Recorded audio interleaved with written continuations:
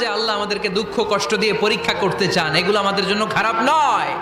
এই দুঃখ কষ্ট বিপদ আমাদের কোমরকে সোজা করে, আমাদের পায়ের মাটিকে শক্ত করে, চিল্লায় বলেন ঠিক কিনা?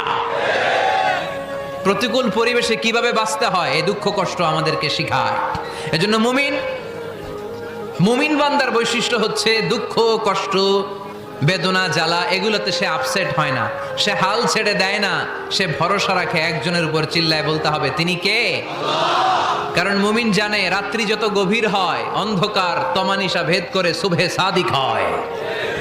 মুমিন জানে গর্ভবতী নারীর পেটের ব্যথা যেই দিন বাড়তে থাকে ওই দিনই নতুন মেহমান আগমনের সময় ঘনাতে থাকে।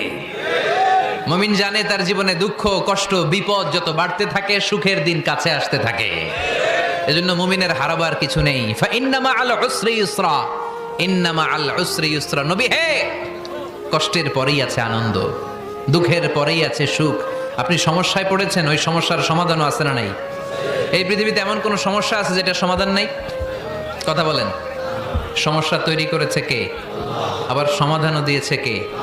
আল্লাহ doesn't create a lock without its key. Allah কখনো চাবি না বানাইয়া ওইটার তালা বানায় নাই।